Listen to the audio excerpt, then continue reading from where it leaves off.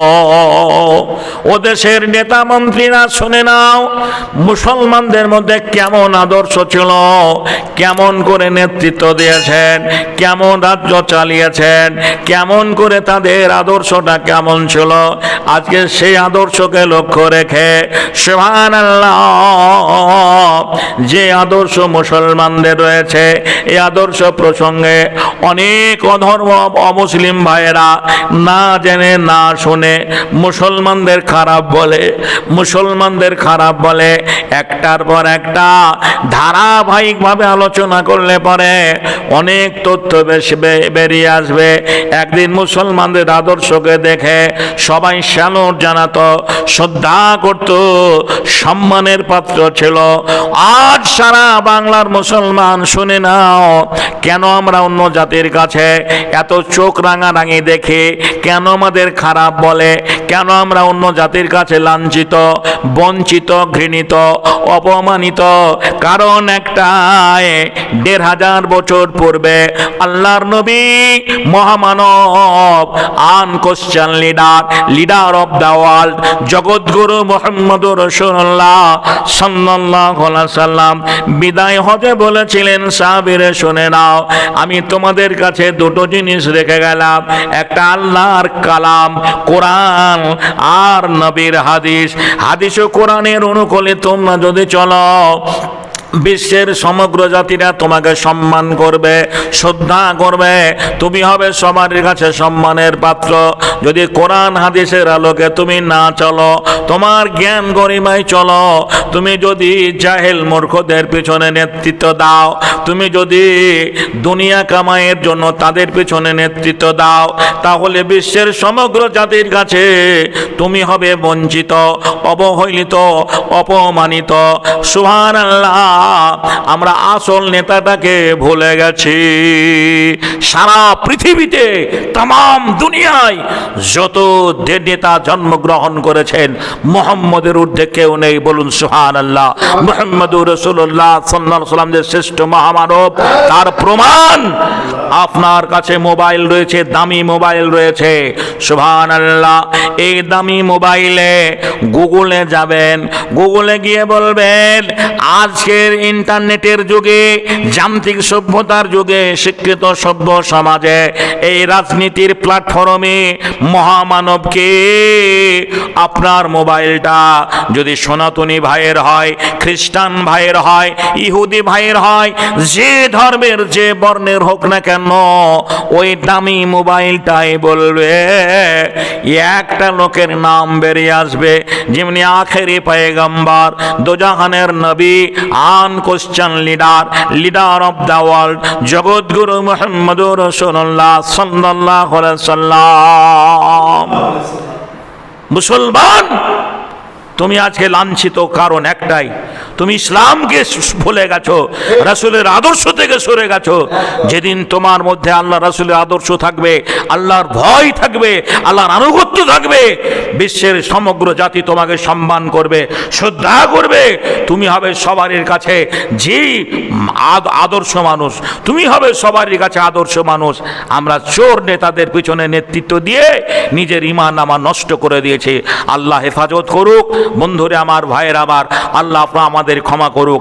আমরা যেন আসল মহামানবকে চিনতে পারি, যিনি আল্লাহ রাব্বুল আলামিন আল্লাহ রাসূলকে রহমাতুল লিল আলামিন করে, যে শেষ নবী করে, শেষ পয়গম্বর করে পাঠিয়েছেন ধরার বুকে। 1,24,000 পয়গম্বরের মধ্যে যিনি শ্রেষ্ঠ, আমরা হতভাগা মুসলমান তার আনুগত্য করতে পারিনি, তার দিকে আমরা তাকাতে পারিনি। আল্লাহ রাব্বুল আলামিন আমাদের ক্ষমা করুক, যে ক্ষমা করুক। আমরা সেই মোহাম্মদের জানো, মোহাম্মদ তুমি ওগো খোদার পেয়ারা, আমিনা মায়ের তুমি নয়নের তারা, এসেছিলে তুমি ওগো সেই নিশি রাতে, মুখেতে খোদার বাণী, কোরআন নিয়ে হাতে, তব শুভ মনে সকলেরই মাঝে, মুখেতে তৌহিদের বাণী সব হৃদয়ে বাজে। ওগো নবী দো জাহান তুমি দয়া করে শেফায়াত করিও তুমি, সাথে নিও মরে। রোজ হাসরে যাবে লোক হবে সর্বহারা, দয়া করে দয়ার নবী দিও গো সাহারা। বাংলার মুসলমানরা শুনে নাও, ও বাংলার মুসলমানরা শোনো, মহান আল্লাহ রাব্বুল আলামিন যে রাসূলকে রহমাতুল লিল আলামিন করে পাঠিয়েছেন, হায়রে হতভাগা আমরা সেই রাসূলের বিধানকে মানতে পারলাম না। আল্লাহর নবী দুনিয়া থেকে বিদায় নেওয়ার পরে প্রথম খলিফা হলেন আবু বকর সিদ্দিক। আবু বকর সিদ্দিক চলে যাওয়ার পরে দ্বিতীয় খলিফা হলেন হযরত আমিরুল মুমিনিন খলিফাতুল মুসলিমিন। আজকে মমতা চলে যাওয়ার পরে মাননীয় শুভেন্দু অধিকারী মহাশয় যেমনি মুখ্যমন্ত্রীর দায়িত্ব পেয়েছেন, ওই রকম হযরত আবু বকর সিদ্দিকের পরে ওমর দায়িত্ব পেলেন। ওমরের জামানায় একটা ঘটনা বলবো।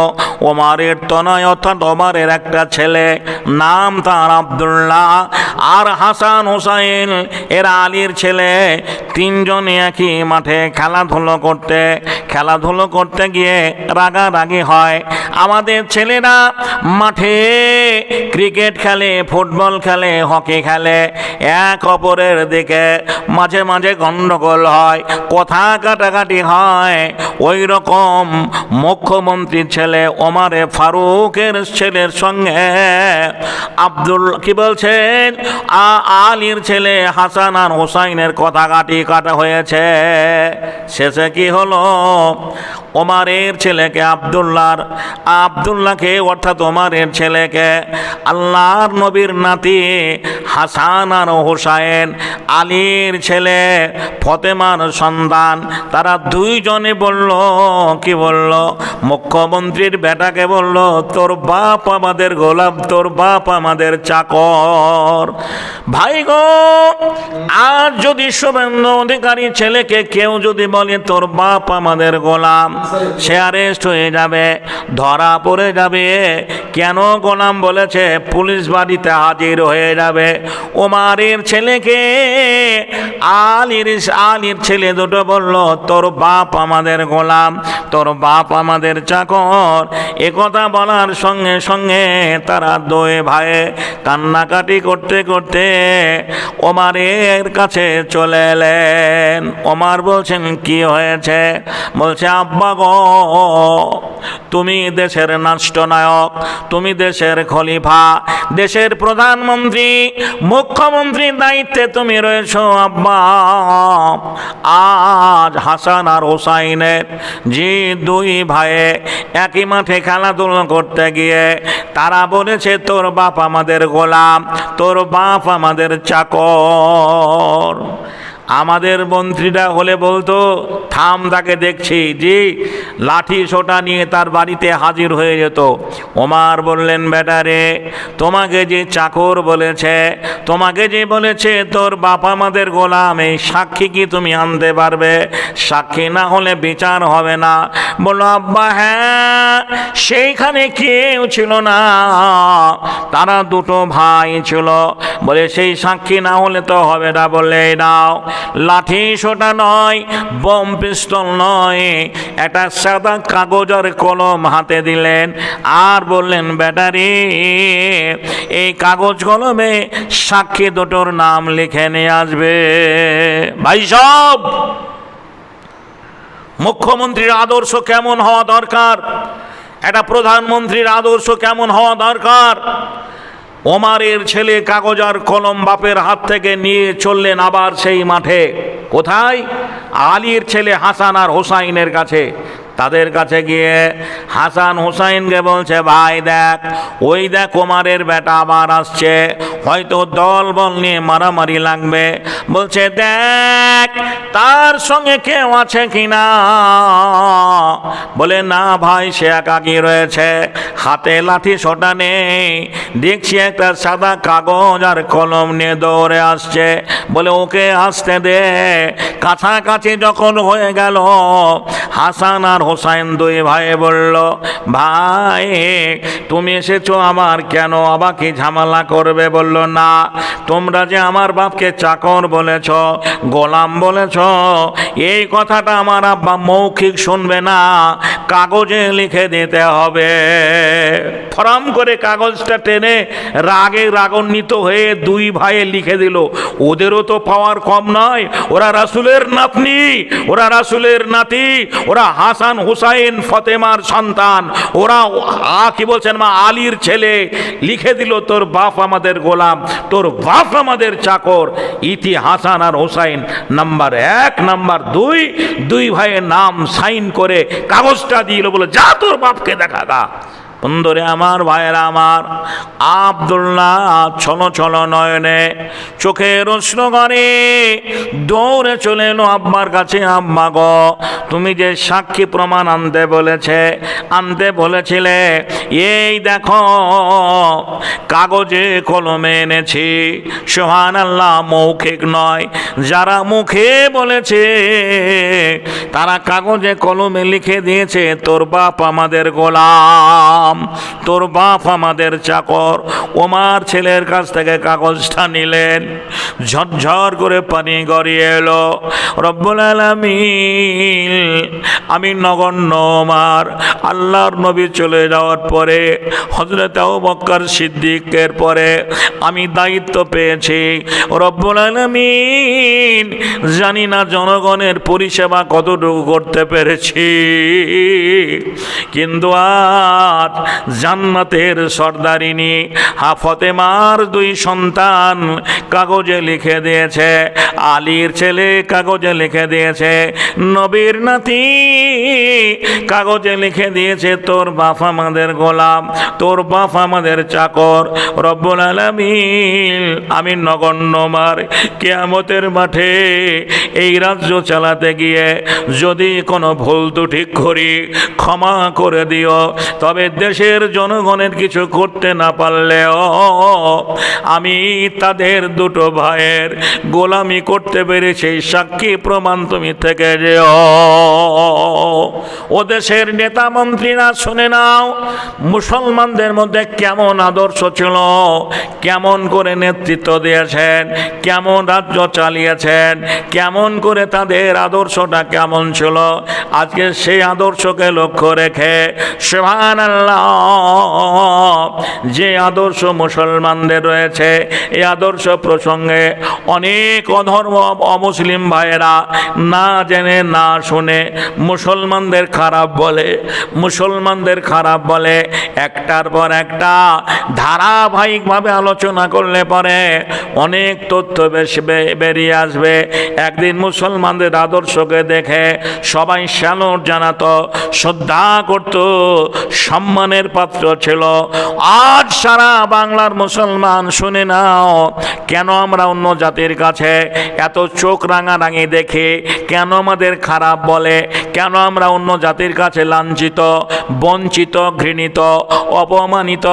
কারণ একটাই, 1500 বছর পূর্বে আল্লাহর নবী মহামানব, আনকোশ্চেন লিডার অফ দ্য ওয়ার্ল্ড, জগৎগুরু মুহাম্মদুর রাসূলুল্লাহ সাল্লাল্লাহু আলাইহি সাল্লাম বিদায় হজে বলেছিলেন, সাহাবীরা শুনে নাও, আমি তোমাদের কাছে 2 জিনিস রেখে গেলাম, একটা আল্লাহর কালাম কোরআন আর নবীর হাদিস। হাদিস ও কোরআনের অনুকূলে তোমরা যদি চলো, বিশ্বের সমগ্র জাতিরা তোমাকে সম্মান করবে, শ্রদ্ধা করবে, তুমি হবে সবার কাছে সম্মানের পাত্র। যদি কোরআন হাদিসের আলোকে তুমি না চলো, তোমার জ্ঞান গরিমায় চলো, তুমি যদি জাহেল মূর্খদের পিছনে নেতৃত্ব দাও, তুমি যদি দুনিয়া কামাইয়ের জন্য তাদের পিছনে নেতৃত্ব দাও, তাহলে বিশ্বের সমগ্র জাতির কাছে তুমি হবে বঞ্চিত, অবহেলিত, অপমানিত। সুবহানাল্লাহ, আমরা আসল নেতাটাকে ভুলে গেছি। সারা পৃথিবীতে তাম দুনিয়ায় যত নেতা জন্মগ্রহণ করেছেন, মুহাম্মদের ঊর্ধ্বে কেউ নেই। বলুন সুবহানাল্লাহ। মুহাম্মদুর রাসূলুল্লাহ সাল্লাল্লাহু আলাইহি ওয়াসাল্লাম যে শ্রেষ্ঠ মহামানব, তার প্রমাণ আপনার কাছে মোবাইল রয়েছে, দামি মোবাইল রয়েছে। সুবহানাল্লাহ। এই দামি মোবাইলে গুগলে যাবেন, গুগলে গিয়ে বলবেন আজকের ইন্টারনেটের যুগে, যান্ত্রিক সভ্যতার যুগে, শিক্ষিত সভ্য সমাজে, এই রাজনীতির প্ল্যাটফর্মে মহামানবকে। আপনার মোবাইলটা যদি সনাতনী ভাইয়ের হয়, খ্রিস্টান ভাইয়ের হয়, ইহুদি ভাইয়ের হয়, যে ধর্মের যে বর্ণের হোক না কেন, ওই দামি মোবাইলটাই বলবে, একটা লোকের নাম বেরিয়ে আসবে যেমনি আখেরি পয়গম্বর, দোজাহানের নবী, unquestioned leader, leader of the world, জগৎগুরু মুহাম্মদুর রাসূলুল্লাহ সাল্লাল্লাহু আলাইহি ওয়াসাল্লাম। মুসলমান, তুমি আজকে লাঞ্ছিত কারণ একটাই, তুমি ইসলামকে ভুলে গেছো, রাসূলের আদর্শ থেকে সরে গেছো। যেদিন তোমার মধ্যে আল্লাহ রাসূলের আদর্শ থাকবে, আল্লাহর ভয় থাকবে, আল্লাহর আনুগত্য থাকবে, বিশ্বের সমগ্র জাতি তোমাকে সম্মান করবে, শ্রদ্ধা করবে। তুমি হবে সবারই কাছে যে আদর্শ মানুষ, তুমি হবে সবারই কাছে আদর্শ মানুষ। আমরা চোর নেতাদের পিছনে নেতৃত্ব দিয়ে নিজের ঈমান আমার নষ্ট করে দিয়েছি। আল্লাহ হেফাজত করুক। বন্ধুরে আমার, ভাইয়ের আমার, আল্লাহ আপনার আমাদের ক্ষমা করুক। আমরা যেন আসল মহামানবকে চিনতে পারি, যিনি আল্লাহ রাব্বুল আলামিন আল্লাহ রসুলকে রহমাতুল লিল আলামিন করে, যে শেষ নবী করে, শেষ পয়গাম্বর করে পাঠিয়েছেন ধরার বুকে। 1,24,000 পয়গাম্বরের মধ্যে যিনি শ্রেষ্ঠ, আমরা হতভাগা মুসলমান তার আনুগত্য করতে পারিনি, তার দিকে আমরা তাকাতে পারিনি। আল্লাহ রাব্বুল আলামিন আমাদের ক্ষমা করুক, জি ক্ষমা করুক। আমরা সেই মোহাম্মদের যেন, মোহাম্মদ তুমি ওগো খোদার পেয়ারা, আমিনা মায়ের তুমি নয়নের তারা, এসেছিলে তুমি ওগো সেই নিশি রাতে, মুখেতে খোদার বাণী, কোরআন নিয়ে হাতে, তব শুভ গমনে সকলেরই মাঝে, মুখেতে তৌহিদের বাণী সব হৃদয়ে বাজে। ওগো নবী দোজাহান তুমি দয়া করে, শেফায়াত করিও তুমি সাথে নিও মরে, রোজ হাসরে যাবে লোক হবে সর্বহারা, দয়া করে দয়ার নবী দিও গো সাহারা। বাংলার মুসলমানরা শুনে নাও, ও বাংলার মুসলমানরা শোনো, মহান আল্লাহ রাব্বুল আলামিন যে রাসূলকে রহমাতুল লিল আলামিন করে পাঠিয়েছেন, হায়রে হতভাগা আমরা সেই রাসূলের বিধানকে মানতে পারলাম না।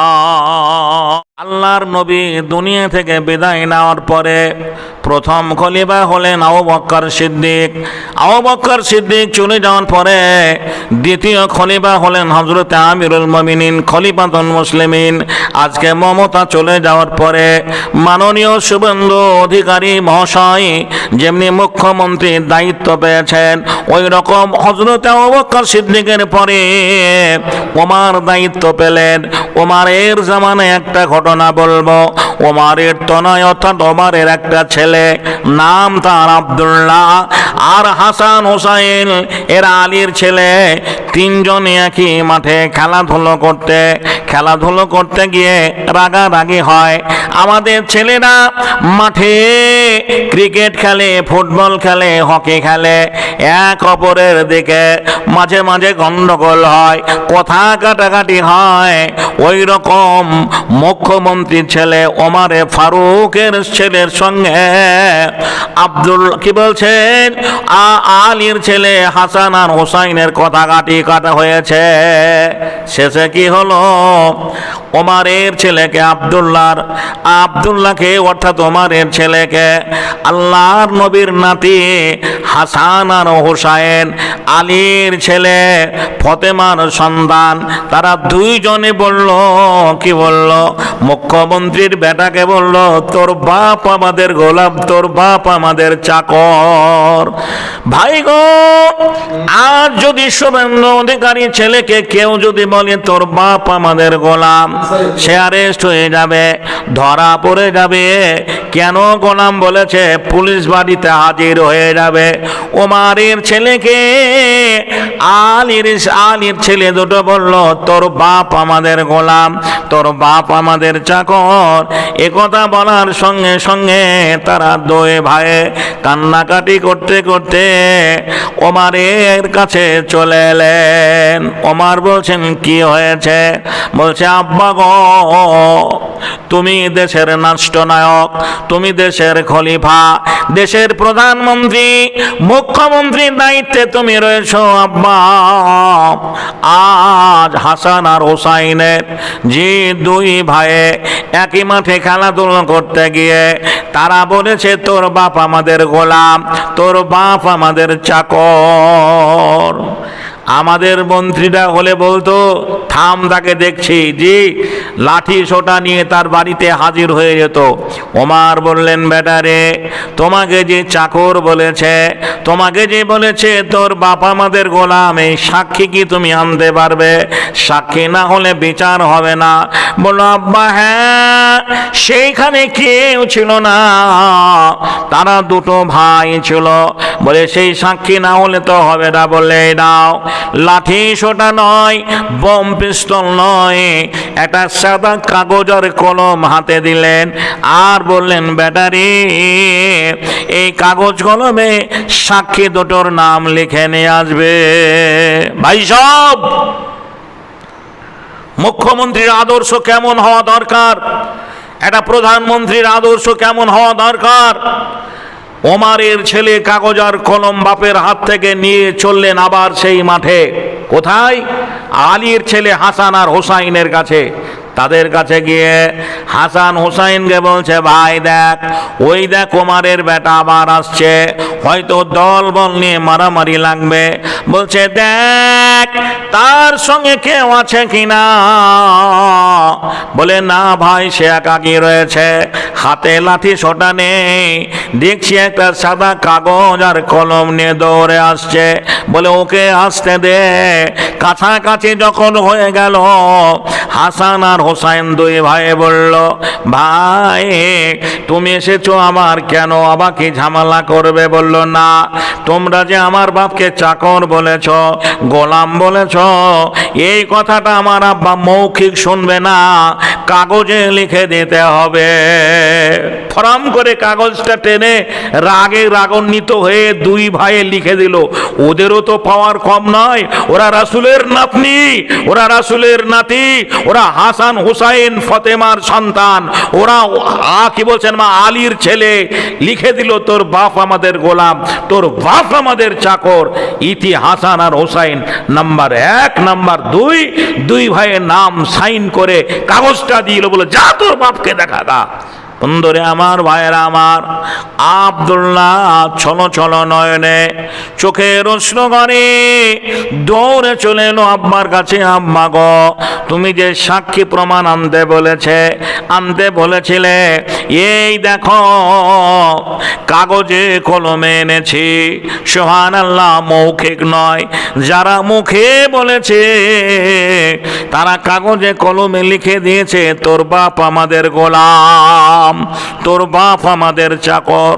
ওমার ছেলের কাছ থেকে কাগজটা নিলেন, ঝরঝর করে পানি গড়িয়ে এলো। রব্বুল আলামিন, আমি নগণ্য ওমর আল্লাহর নবী চলে যাওয়ার পরে হযরত আবু বকর সিদ্দিকের পরে আমি দায়িত্ব পেয়েছি।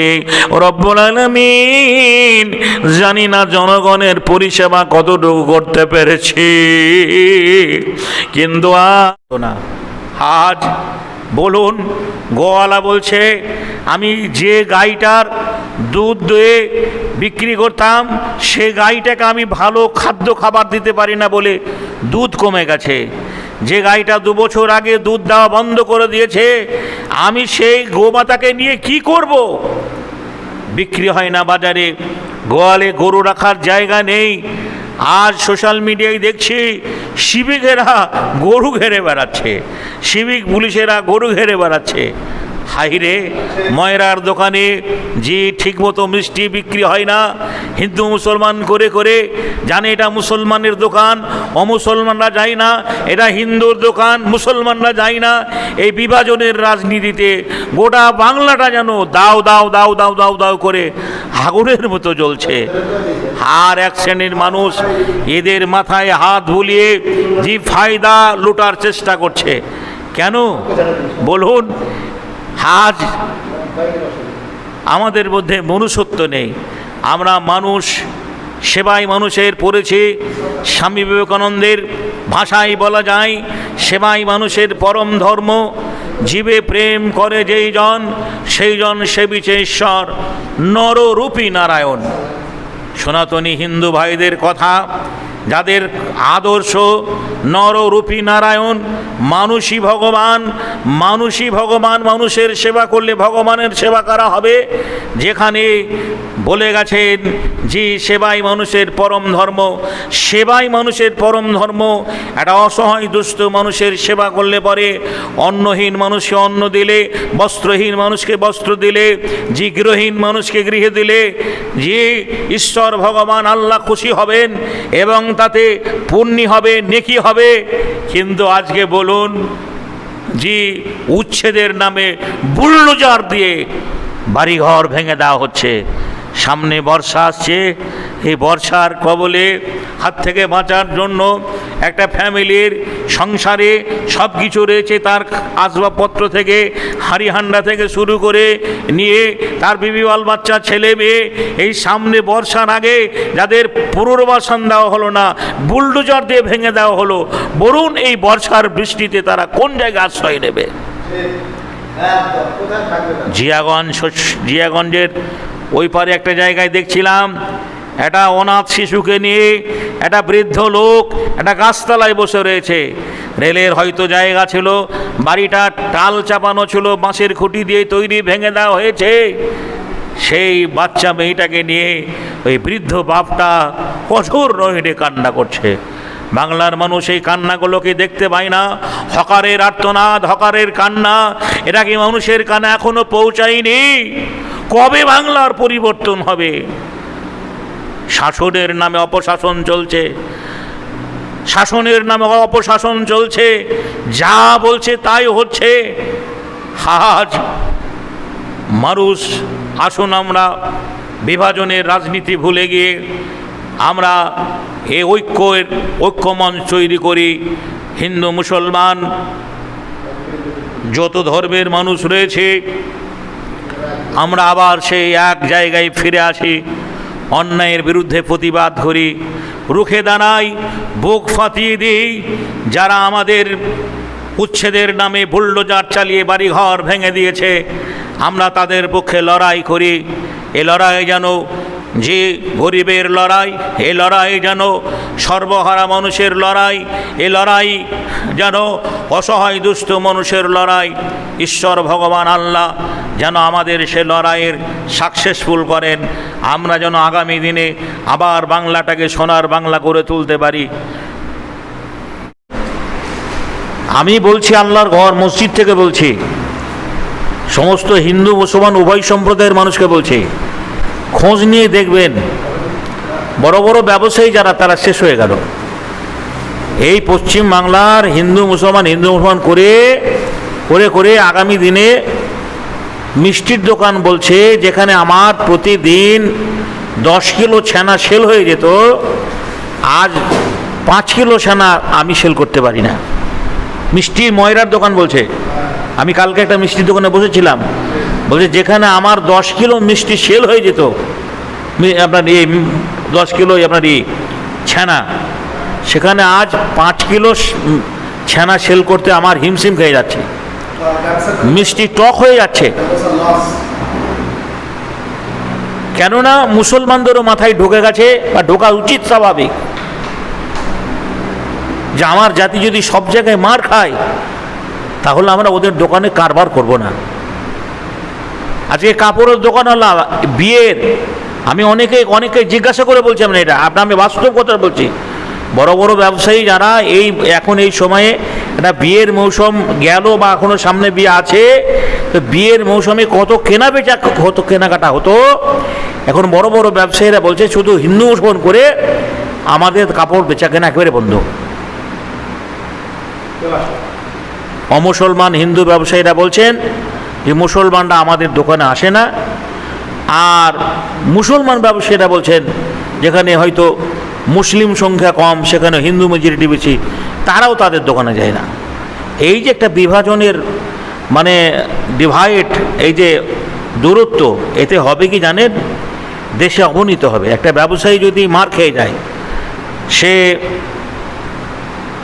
লোন করেছে ব্যাংকে, স্টেট ব্যাংক থেকে লোন করে ব্যবসা করেছে, এখন তার ব্যবসা যদি ঠিকভাবে না চলে তো লোন পরিশোধ করতে পারবে না। লোন পরিশোধ করতে যখন না পারবে, তখন ওকে আত্মহত্যা করতে হবে, না হয় দেশ ছেড়ে পালিয়ে যেতে হবে। অতএব সবাই, উভয় ধর্মের মানুষকে ভাবা উচিত, উভয় ধর্মের মানুষকে ভাবা উচিত। যারা এই চ্যাটটার জন্য হিন্দু মুসলমানের লড়াই করে রাজনীতিতে এসছে বা রাজনীতি করে, আপনারা তাদের থেকে দূরে সরে থাকুন, তাদের থেকে বাঁচুন, তাহলে আবার বাংলার মাটিতে হিন্দু মুসলমানের মিলন তৈরি হবে, মিলন মন্দির তৈরি হবে। আমরা চাই,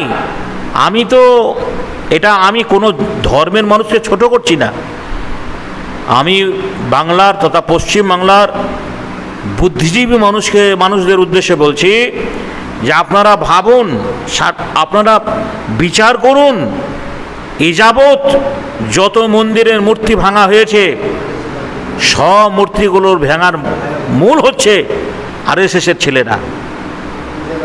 পশ্চিম বাংলায় যত মূর্তি ভাঙা হয়েছে, মন্দিরে চুরি হয়েছে, মুসলমানদের দোষ চাপানোর জন্য আমাদের কাছে সেই নথিপত্রগুলো আছে, একটার পর একটা প্রমাণ দিতে পারবো। সিসিটিভি ফুটেজে ধরা পড়েছে, সবগুলোই আরএসএসের ছেলে, একটাও মুসলমান নয়। অথচ মুসলমানদেরকে সনাতনী হিন্দু ভাইয়েরা আজও খারাপ বলেন। আমি সনাতনী হিন্দু ভাইদের উদ্দেশ্যে বলছি, আপনারা একটাও প্রমাণ করতে পারবেন না যে কোনো একটা মুসলমান, নামাজি বেনামাজি মদখোর মুসলমান, যেটা সাধু সন্ন্যাসী পুরোহিত ব্রাহ্মণকে দেখে টোন কেটেছে, বিদ্রুপ করেছে, উপহাস করেছে, ব্যঙ্গ করেছে, বা আল্লাহু আকবার বলা করায়নি। কেননা এই শিক্ষা ইসলামে দেওয়া হয়নি, এই শিক্ষা ইসলামে দেওয়া হয়নি। অথচ একটা আনপড় হিন্দু, যার কমন সেন্স নেই, যে ধর্ম সম্পর্কে অজ্ঞ, কোনো কিছু জানে না, যে একেবারে নিচু জাতি, যার মন্দিরে গেলে পরে তাকে উঠতে দেওয়া হয় না, সেই লোকটাও মুসলমানদেরকে দেখে জয় শ্রীরাম বলায়, জয় শ্রীরাম বলায়। এটা আমাদের কিছু হয় না, তাদের ধর্মটাই ছোট হচ্ছে। আজকে কি হচ্ছে জানেন, পাশ্চাত্য দেশের খোঁজ খবর নিয়ে রাখবেন, এতে লাভটা আমাদের হয়েছে। হাজারো মুসলমানরা আজকে ইসলাম যে ভালো দিন, ইসলামের উপরে কোনো দিন নেই, আল্লাহর মনোনীত ধর্মের নাম ইসলাম, এটা মুসলমানদের বলতে হয়নি। আপনারা সোশ্যাল মিডিয়ায় দেখছিলেন না, ওই আয়ুষ কোম্পানির ছেলেটা, এই বড় বড় চুল পাতলা করে, হ্যাঁ মোহাম্মদ আলী নাম হয়েছে, উত্তরপ্রদেশে কোন জায়গায় বাড়ি, একটা ধনট্টশালী পরিবারের সন্তান। আজকে সেই ইসলামের আলো পেয়ে, ইসলামকে বুঝে, ইসলামকে জেনে তার সমস্ত সব কিছু পরিত্যাগ করে মুসলমান হয়েছেন। জি,